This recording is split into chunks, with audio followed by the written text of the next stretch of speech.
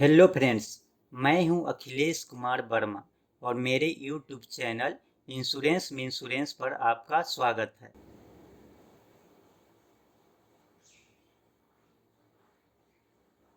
हाल ही में corona outbreak के बाद इंश्योरेंस रेगुलेटरी बॉडी IRDAI यानी insurance regulatory and development authority of India ने सभी जनरल इंश्योरेंस कंपनियों को जो हेल्थ इंश्योरेंस में डील करती हैं उन्हें निर्देश दिया था कि वे एक standard corona medical policy insurance market में लॉन्च करें। यहाँ स्टैंडर्ड कोरोना मेडिक्लेम पॉलिसी का तात्पर्य यह है कि सभी इंश्योरेंस कंपनियों के बेसिक टर्म एंड कंडीशन इस पॉलिसी के अंतर्गत लगभग एक समान होंगे, लेकिन सभी जनरल इंश्योरेंस कंपनियां प्रीमियम निर्धारित करने के लिए स्वतंत्र होंगे। इंश्योरेंस सीरीज के अंतर्गत आज के इस वीडियो में हम न्यू इंडिया एश्योरेंस के कोरोना कवच पॉलिसी के बारे में डिटेल से जानेंगे। इस पॉलिसी को समझने में सुविधा हो इसलिए इस पूरे वीडियो को दो भागों में बांटा गया है। पहला भाग पार्ट 1 जिसमें हम न्यू इंडिया के कोरोना कवच पॉलिसी के बेसिक डिटेल्स के बारे में विस्तार से जानेंगे। दूसरा भाग पार्ट 2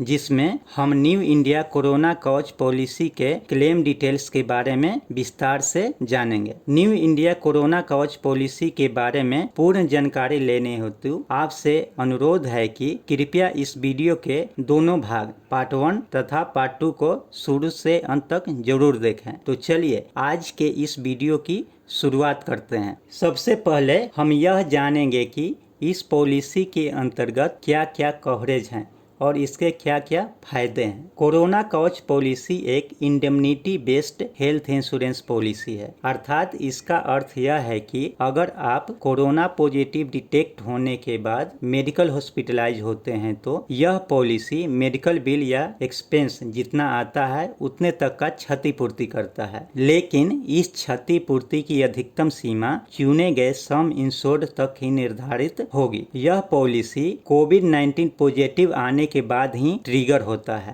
अर्थात कोविड-19 डायग्नोसिस रिपोर्ट निगेटिव आने के बाद या किसी अन्य डिजीज से संबंधित मेडिकल हॉस्पिटलाइजेशन एक्सपेंस को कवर नहीं करता है। इस पॉलिसी के अंतर्गत कोविड-19 का ट्रीटमेंट हॉस्पिटल के साथ साथ क्वालिफाइड मेडिकल प्रैक्टिशनर के एडवाइस पर घर पर भी किया जा सकता है। अब हम यह जानेंगे कि इस पॉलिसी में हॉस्पिटलाइजेशन एक्सपेंस में क्या क्या शामिल है, यानी कि इंश्योरेंस कंपनी हॉस्पिटलाइजेशन के केस में क्या क्या रिम्बर्स करती हैं। इस पॉलिसी में पॉलिसी होल्डर को हॉस्पिटल में एडमिट होने के बाद हॉस्पिटल का रूम रेंट या boarding charges, nursing charges, intensive care unit या इंटेंसिव कार्डियक केयर यूनिट का खर्च दिया जाता है। इसके साथ साथ surgeon, anaesthetist, medical practitioner, consultant या स्पेशलिस्ट का खर्च भी इस पॉलिसी के अंतर्गत रिम्बर्स किया जाता है। यह पॉलिसी कोविड हॉस्पिटलाइजेशन के बाद ट्रीटमेंट के दौरान यूज होने वाले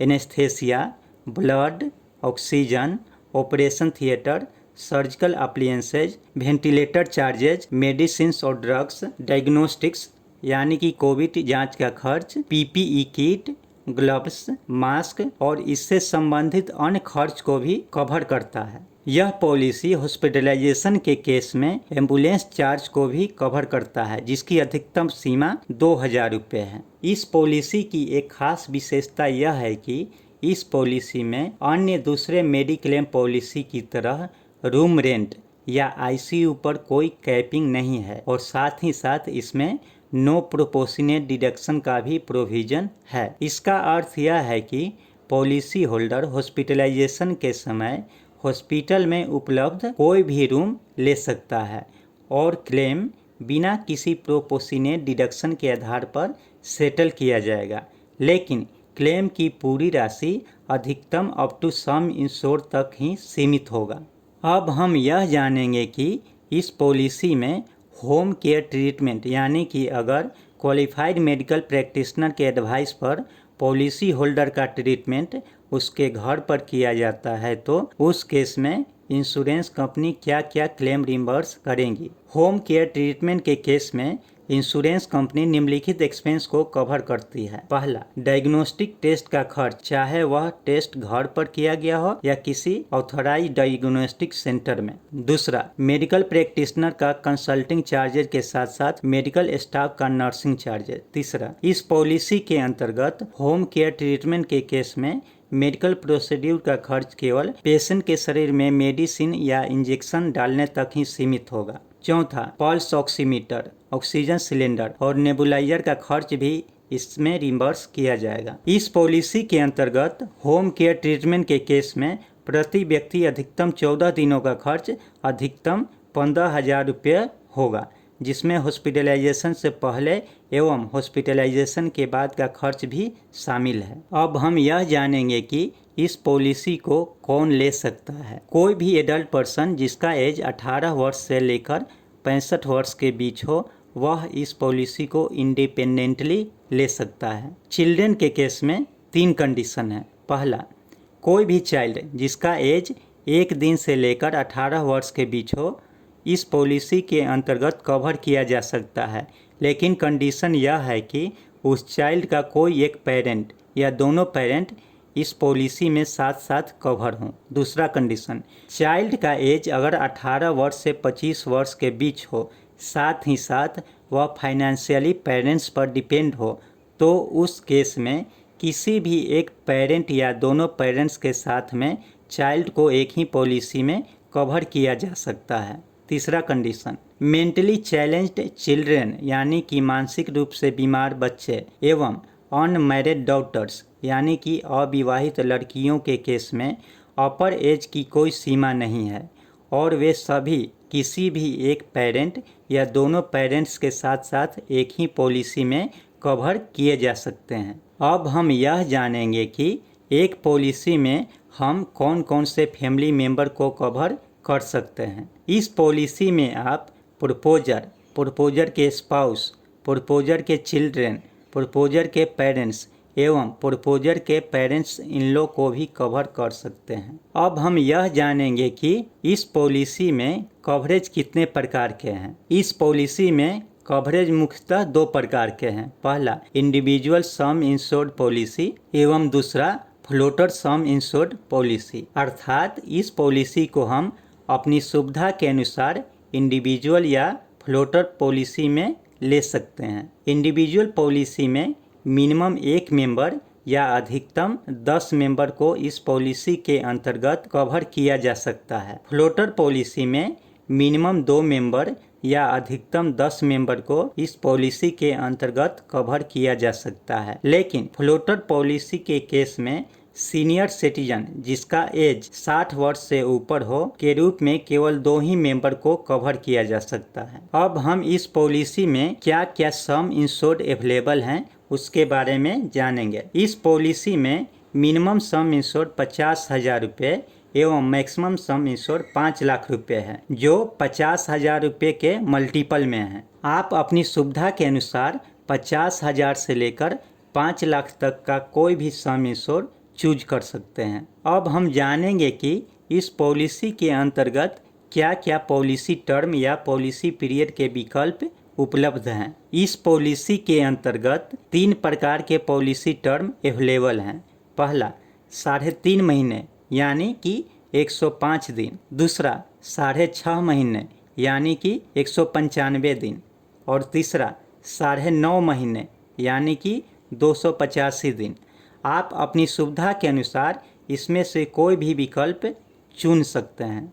अब हम जानेंगे कि क्या इस पॉलिसी को लेने के लिए पॉलिसी होल्डर को प्री मेडिकल चेकअप कराने की आवश्यकता है। हम जानते हैं कि प्रायः सभी प्रकार के मेडिक्लेम पॉलिसी में अगर किसी पर्सन का एज 50 वर्ष से ऊपर हो या उस पर्सन को कोई प्री एग्जिस्टिंग डिजीज हो, तो उस केस में फ्रेश पॉलिसी लेने से पहले उस पर्सन का मेडिकल चेकअप कराना अनिवार्य है और उस मेडिकल चेकअप रिपोर्ट के आधार पर ही प्रपोजल का एक्सेप्टेंस या रिजेक्शन होता है। इस पॉलिसी में मेडिकल चेकअप कराने की आवश्यकता नहीं है, चाहे पर्सन का एज 50 वर्ष से ऊपर भी क्यों न हो। यहाँ पर पॉलिसी प्रपोजल का एक्सेप्टेंस पॉलिसी लेने वाले व्यक्ति द्वारा प्रपोजल फॉर्म में दिए गए डिक्लेरेशन के आधार पर किया जाता है। अब हम यह जानेंगे कि क्या इस पॉलिसी को पॉलिसी टर्म पूरा होने के बाद रिन्यू किया जा सकता है या नहीं। चूँकि यह पॉलिसी वर्तमान समय में चल रहे कोरोना महामारी को ध्यान में रखकर लाया गया है, इसलिए इस पॉलिसी को आप रिन्यू नहीं करा सकते हैं। लेकिन इस पॉलिसी के पॉलिसी टर्म पूरा होने के बाद आप दूसरी कोरोना कवच पॉलिसी ले सकते हैं, लेकिन उस नए पॉलिसी में आपको पुराने पॉलिसी का कोई भी कंटिन्यूटी बेनिफिट नहीं मिलेगा। इस पॉलिसी के अंतर्गत न्यू इंडिया एश्योरेंस के किसी भी मेडिक्लेम पॉलिसी से इस कोरोना कवच पॉलिसी में माइग्रेशन का ऑप्शन उपलब्ध नहीं है। साथ ही साथ आप किसी भी दूसरे इंश्योरेंस कंपनी के मेडिक्लेम पॉलिसी को इस पॉलिसी में पोर्टेबिलिटी नहीं करा सकते हैं। अब हम यह जानेंगे कि इस पॉलिसी में प्रीमियम में डिस्काउंट के लिए क्या क्या प्रोविज़न है। इस पॉलिसी में पॉलिसी होल्डर को कुल 4 प्रकार से प्रीमियम में डिस्काउंट मिल सकता है। पहला discount health care worker discount. इसके अंतर्गत कोई भी हेल्थ वर्कर इस पॉलिसी को लेता है तो उसे प्रीमियम में 5% का डिस्काउंट मिलता है। अगर वह इस पॉलिसी में अपने स्पाउस या बच्चों को भी कवर करता है तो उसके स्पाउस और बच्चों को भी प्रीमियम में 5% का डिस्काउंट मिलता है। दूसरा डिस्काउंट फीमेल मेंबर डिस्काउंट। इस पॉलिसी में सभी फीमेल मेंबर को प्रीमियम में 5% का डिस्काउंट मिलता है। तीसरा discount floater policy discount. Floater policy लेने पर प्रीमियम में 5% का एडिशनल डिस्काउंट मिलता है। चौथा डिस्काउंट ऑनलाइन कस्टमर डिस्काउंट। अगर कोई कस्टमर न्यू इंडिया एश्योरेंस के वेबसाइट पर जाकर इस पॉलिसी को ऑनलाइन परचेज करता है तो उस केस में उसे प्रीमियम में 10% का एडिशनल डिस्काउंट मिलेगा और इसमें किसी भी इंटरमीडियरी एजेंट का कोई रोल नहीं होगा। लेकिन क्लेम के केस में पॉलिसी होल्डर को क्लेम प्रोसेस की प्रक्रिया जैसे टीपीए इंटीमेशन, हॉस्पिटलाइजेशन डॉक्यूमेंट का सबमिशन इत्यादि खुद करना होगा। अब हम जानेंगे कि हेल्थ केयर वर्कर के डिफिनीशन में कौन कौन से लोग आते हैं। हेल्थ केयर वर्कर के अंतर्गत doctor, nurses, dental doctor, lab assistant, pharmacist, physiotherapist, medical technician के अलावे अन्य लोग जो हॉस्पिटल में काम करते हैं और प्रत्यक्ष या अप्रत्यक्ष रूप से हॉस्पिटल के कोविड पेशेंट के संपर्क में आते हैं, ये सभी हेल्थ केयर वर्कर के अंतर्गत आते हैं और ये सभी लोग हेल्थ केयर डिस्काउंट के अंतर्गत प्रीमियम में 5% डिस्काउंट के लिए एलिजिबल हैं। अब हम यह जानेंगे कि इस पॉलिसी के अंतर्गत प्रीमियम में लोडिंग किन किन कंडीशन में किया जा सकता है। पहला लोडिंग कोमॉर्बिड लोडिंग। यह एक प्रकार से कंडीशनल लोडिंग है जो पॉलिसी होल्डर के हेल्थ कंडीशन पर डिपेंड करता है। इस पॉलिसी के अंतर्गत कोमॉर्बिड के कंडीशन जैसे कि डायबिटीज, हाइपरटेंशन, कार्डियोवैस्कुलर डिजीज यानी हृदय या उससे संबंधित बीमारी, सांस से संबंधित बीमारी जैसे अस्थमा इत्यादि, लंग फाइब्रोसिस, स्ट्रोक और उससे संबंधित बीमारी, कैंसर, HIV या किसी प्रकार के ऑटो इम्यून डिजीज पहले से रहने पर बेसिक प्रीमियम पर 30% का एडिशनल लोडिंग केवल उस पर्सन पर अप्लाई होता है जिसे इनमें से कोई भी एक या एक से ज़्यादा बीमारी हो। कोमॉर्बिडिटी का मतलब यहाँ यह है कि किसी भी पर्सन में यहाँ मेंशन डिजीज में से एक या एक से अधिक डिजीज पहले से हो तो वह पर्सन कोमॉर्बिड कंडीशन में माना जाता है और अगर वह कोरोना कवच पॉलिसी लेता है तो उसे बेसिक प्रीमियम पर एडिशनल 30% लोडिंग के साथ प्रीमियम देना होगा। दूसरा लोडिंग हॉस्पिटल कैश बेनिफिट्स। यह एक प्रकार से ऑप्शनल कवरेज लोडिंग है और यह प्रपोजर द्वारा कवरेज चूज करने या न करने पर डिपेंड करता है। हॉस्पिटल कैश बेनिफिट के अंतर्गत पॉलिसी के किसी भी इंश्योर्ड मेंबर के हॉस्पिटलाइजेशन के केस में हॉस्पिटल में बिताए गए प्रत्येक 24 घंटे यानी प्रत्येक एक दिन के लिए इंश्योरेंस कंपनी इंश्योर्ड पर्सन को सम इंश्योर्ड का 0.5% राशि कैश बेनिफिट्स के रूप में प्रोवाइड करती है। यह राशि अधिकतम 15 दिन के लिए ही पेएबल होगा। हॉस्पिटल कैश बेनिफिट कवरेज एक पॉलिसी के अंतर्गत सभी इंश्योर्ड मेंबर को एक साथ लेना अनिवार्य है। अर्थात मान लीजिए कि किसी कोरोना कवच पॉलिसी में कुल 5 इंश्योर्ड मेंबर हैं, तो यह हॉस्पिटल कैश बेनिफिट का कवरेज सभी इंश्योर्ड मेंबर पर एप्लीकेबल होगा तथा इन सभी को एडिशनल 15% प्रीमियम लोडिंग के रूप में अनिवार्य रूप से देना होगा। यहाँ पर आप कोरोना कवच पॉलिसी का प्रीमियम चार्ट देख सकते हैं और इस प्रीमियम चार्ट में कोई जोन नहीं है और यह वन नेशन वन प्रीमियम के प्रिंसिपल पर आधारित है और सभी प्रीमियम बिना जीएसटी के हैं। यहाँ पर 3 प्रीमियम चार्ट 3 डिफरेंट टाइप के पॉलिसी पीरियड के आधार पर अलग अलग हैं। आप अपने एज बैंड, सम इंश्योर्ड तथा पॉलिसी पीरियड के आधार पर प्रीमियम का कैलकुलेशन इजीली कर सकते हैं। आप यहाँ पर दिए गए एग्जाम्पल की मदद से कोरोना कवच पॉलिसी के इंडिविजुअल मेडिक्लेम पॉलिसी की प्रीमियम कैलकुलेशन कैसे होता है और कौन सा डिस्काउंट कब देना है आसानी से समझ सकते हैं और प्रीमियम कैलकुलेट कर सकते हैं। यहाँ पर दिए गए एग्जाम्पल की मदद से कोरोना कवच पॉलिसी के फ्लोटर मेडिक्लेम पॉलिसी का प्रीमियम कैलकुलेशन कैसे होता है और कौन सा डिस्काउंट कब देना है आसानी से समझ सकते हैं और प्रीमियम कैलकुलेट कर सकते हैं। अब हम यह जानेंगे कि क्या इस पॉलिसी के अंतर्गत टैक्स बेनिफिट्स का प्रोविज़न है। आप इस पॉलिसी में इनकम टैक्स के सेक्शन 80D के अंतर्गत टैक्स बेनिफिट ले सकते हैं, लेकिन प्रीमियम का भुगतान कैश के अलावे अन्य पेमेंट मोड से होने चाहिए, जैसे कि चेक, ड्राफ्ट या डिजिटल पेमेंट इत्यादि। इस पॉलिसी में पेरेंट इन लॉ को 80D का सर्टिफिकेट इशू नहीं किया जाता है, अर्थात पेरेंट्स इन लॉ को इस पॉलिसी से इनकम टैक्स बेनिफिट नहीं मिलता है। अब हम यहाँ कोरोना कवच पॉलिसी के प्रपोजल फॉर्म के बारे में जानकारी लेंगे। कोरोना कवच पॉलिसी का प्रपोजल फॉर्म कुल 4 पेज में है।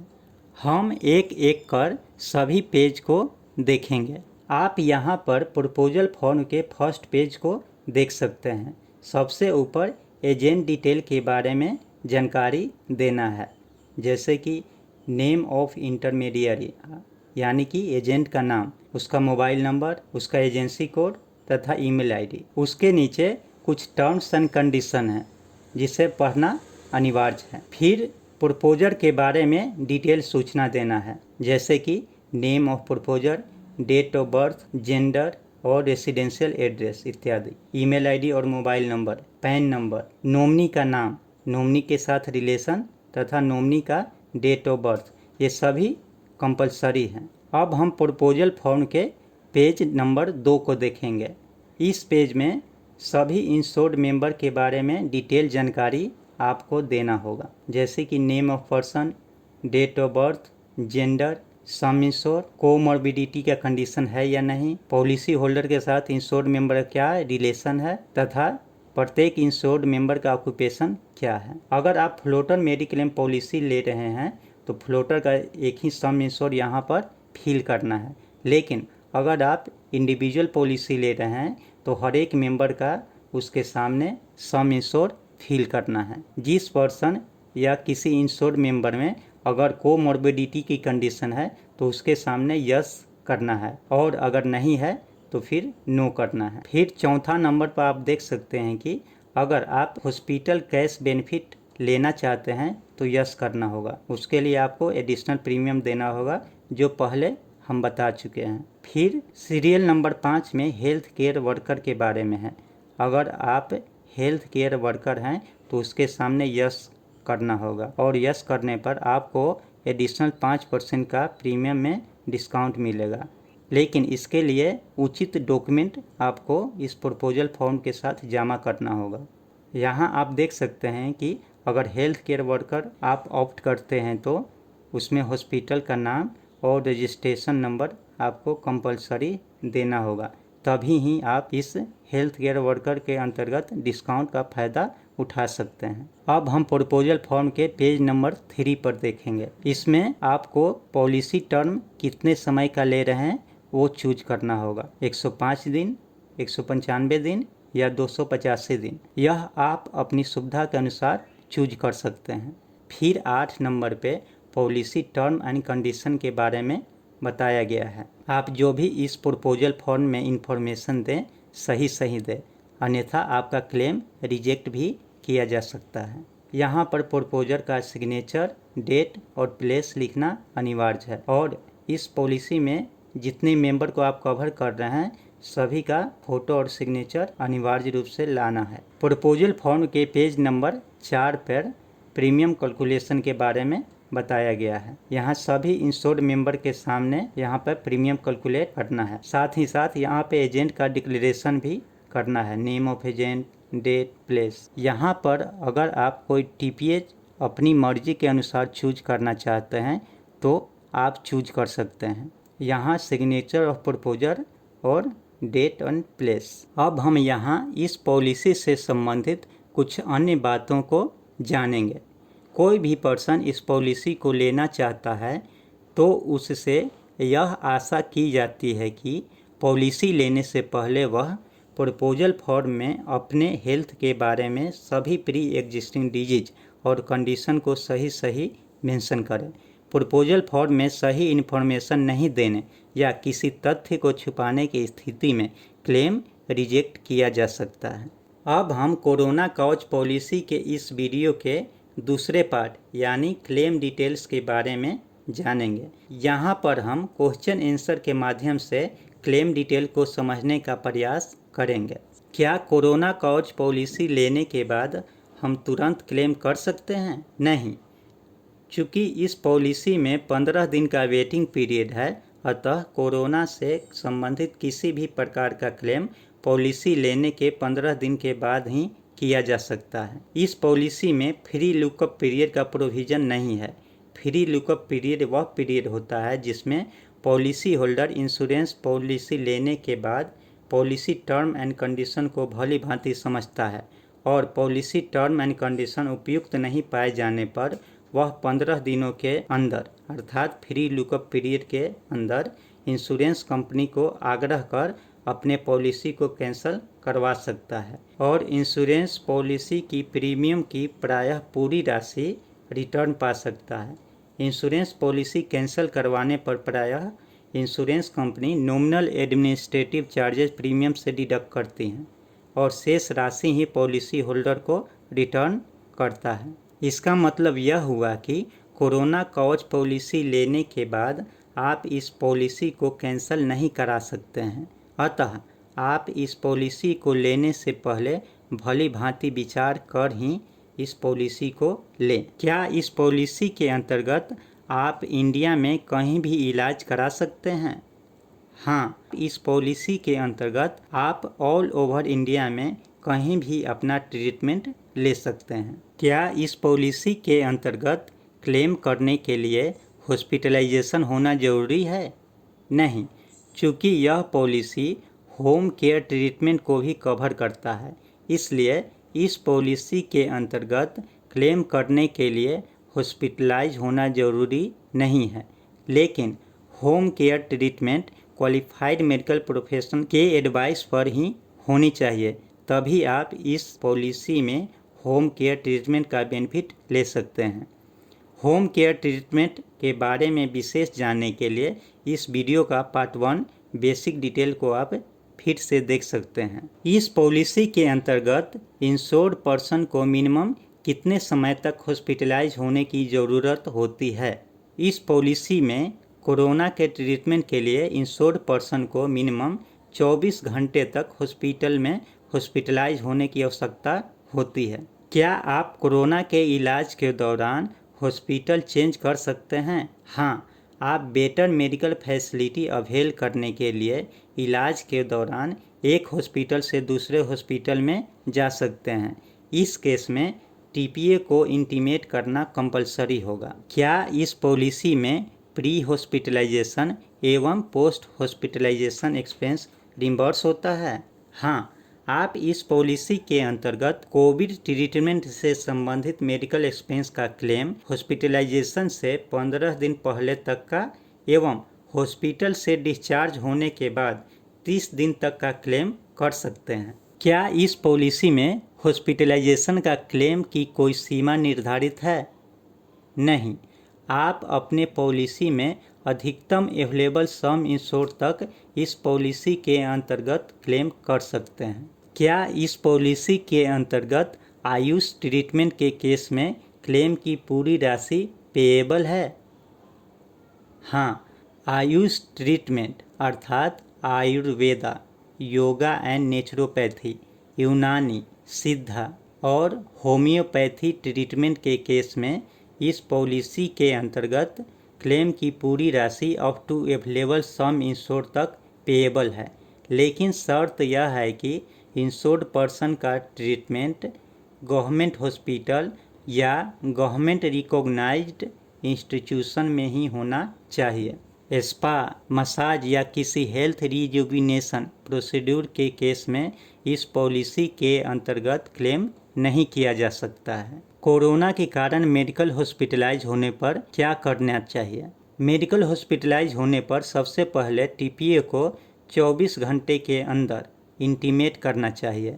इस इंटीमेशन डिटेल्स में इंश्योर्ड पर्सन का पॉलिसी नंबर, उसका नाम, हॉस्पिटल का नाम, हॉस्पिटलाइजेशन की तिथि एवं जिस ट्रीटमेंट के लिए इंश्योर्ड पर्सन एडमिट किया गया है उसका डिटेल मेंशन जरूर करें। यह इंटीमेशन आप अपने पॉलिसी में मेंशन टीपीए को मेल या टेलीफोन पर दे सकते हैं। टीपीए यानी थर्ड पार्टी एडमिनिस्ट्रेटर क्या है? टीपीए इंश्योरेंस कंपनी और हॉस्पिटल के बीच में एक इंटरमीडियरी एजेंट का काम करता है जो मेडिक्लेम पॉलिसी के अंतर्गत क्लेम सेटलमेंट की पूरी प्रक्रिया में इम्पोर्टेंट रोल प्ले करता है और बदले में इंश्योरेंस कंपनी इस सर्विस के लिए टीपीए को कमीशन या फी पे करता है। टीपीए हॉस्पिटल में पॉलिसी होल्डर को कैशलेस ट्रीटमेंट प्रोवाइड कराने में भी इम्पोर्टेंट रोल प्ले करता है। नॉन कैशलेस हॉस्पिटलाइजेशन के केस में टीपीए क्लेम रिम्बर्समेंट प्रोसेस की पूरी प्रक्रिया को भी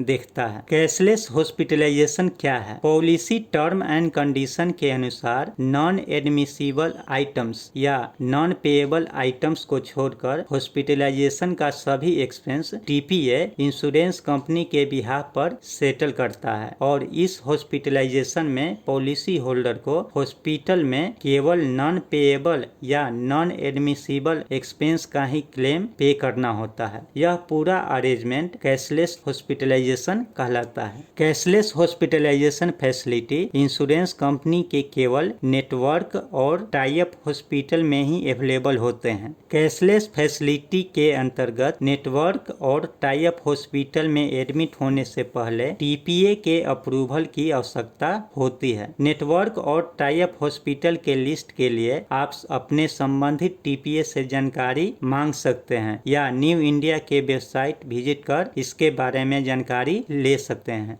कैशलेस फैसिलिटी अवेल नहीं होने के बाद क्लेम रिम्बर्समेंट का क्या प्रोसेस है? सबसे पहले हॉस्पिटलाइजेशन होने के बाद 24 घंटे के अंदर टीपीए को इंटीमेट करें। उसके बाद इलाज खत्म होने के बाद अपने हॉस्पिटल के सभी बिल का सेटलमेंट हॉस्पिटल में खुद करें। उसके बाद हॉस्पिटलाइजेशन बिल से संबंधित सभी ओरिजिनल डॉक्यूमेंट टीपीए को सबमिट करें। फिर TPA policy term and condition के अनुसार क्लेम सेटल कर पॉलिसी होल्डर को रिम्बर्स करेगा। हॉस्पिटलाइजेशन क्लेम के रिम्बर्समेंट के लिए क्या क्या डॉक्यूमेंट की आवश्यकता होती है? हॉस्पिटलाइजेशन क्लेम के रिम्बर्समेंट से संबंधित सभी ओरिजिनल डॉक्यूमेंट टीपीए को देना होता है और उसके बाद TPA policy term and condition के अनुसार क्लेम रिम्बर्समेंट करता है। कोविड हॉस्पिटलाइजेशन से संबंधित आवश्यक डॉक्यूमेंट की लिस्ट आप यहाँ देख सकते हैं जिन्हें टीपीए को ओरिजिनल फॉर्म में देना आवश्यक होता है। होम केयर ट्रीटमेंट के रिम्बर्समेंट के लिए क्या क्या डॉक्यूमेंट की आवश्यकता होती है? होम केयर ट्रीटमेंट क्लेम के रिम्बर्समेंट से संबंधित सभी ओरिजिनल डॉक्यूमेंट्स टीपीए को देना होता है और उसके बाद TPA policy term and condition के अनुसार पॉलिसी होल्डर को क्लेम रिम्बर्स करता है। कोविड होम केयर ट्रीटमेंट से संबंधित सभी आवश्यक डॉक्यूमेंट की लिस्ट आप यहाँ पर देख सकते हैं, जिसे टीपीए को ओरिजिनल फॉर्म में देना आवश्यक है। यहाँ हम कोविड हॉस्पिटलाइजेशन या होम केयर ट्रीटमेंट से संबंधित डॉक्यूमेंट्स को रिइंबर्समेंट प्रोसेस के लिए टीपीए को देने का डेडलाइन के बारे में जानेंगे। पहला, प्री हॉस्पिटलाइजेशन और हॉस्पिटलाइजेशन से संबंधित सभी डॉक्यूमेंट्स को ओरिजिनल फॉर्म में टीपीए को देने का डेडलाइन हॉस्पिटल से डिस्चार्ज होने के दिन से 30 दिन तक का है। अर्थात हॉस्पिटल से डिस्चार्ज होने के बाद से 30 दिन तक के अंदर के अवधि में टीपीए को सभी ओरिजिनल डॉक्यूमेंट निश्चित रूप से देना होगा। दूसरा, पोस्ट हॉस्पिटलाइजेशन से संबंधित सभी डॉक्यूमेंट्स को ओरिजिनल फॉर्म में टीपीए को देने का डेडलाइन पोस्ट हॉस्पिटलाइजेशन कंप्लीट होने के दिन से 15 दिन तक का है। तीसरा, होम केयर ट्रीटमेंट से संबंधित सभी डॉक्यूमेंट्स को ओरिजिनल फॉर्म में टीपीए को देने का डेडलाइन होम केयर कंप्लीट होने के बाद से 30 दिन तक का है। यहाँ पर हम इस पॉलिसी में मेजर एक्सक्लूजन क्या क्या हैं उसके बारे में जानेंगे। पहला, किसी भी प्रकार का मेडिकल हॉस्पिटलाइजेशन जो मुख्य रूप से केवल कोरोना के जांच एवं मूल्यांकन के लिए किया गया हो, वह इस पॉलिसी कवरेज के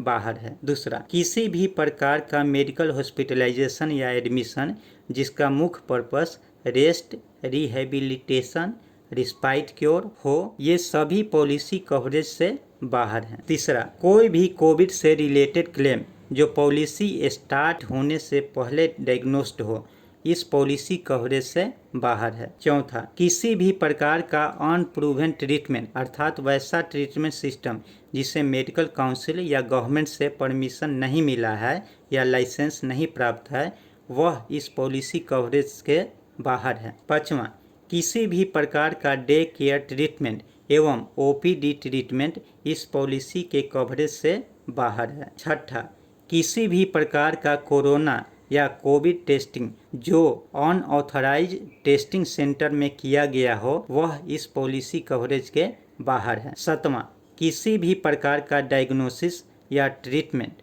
जो इंडिया के जियोग्राफिकल लिमिट्स के बाहर किया गया हो, इस पॉलिसी के कवरेज से बाहर है।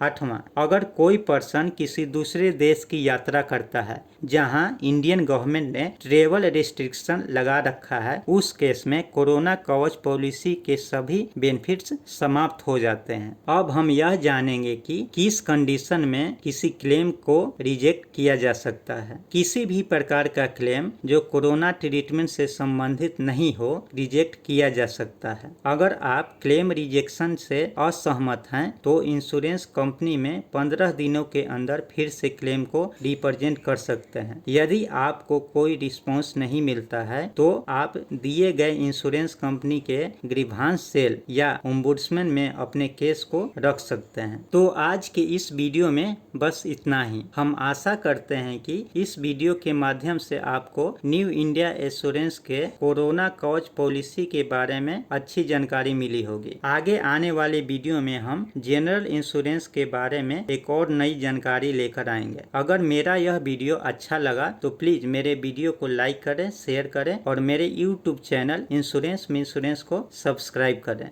Thank you.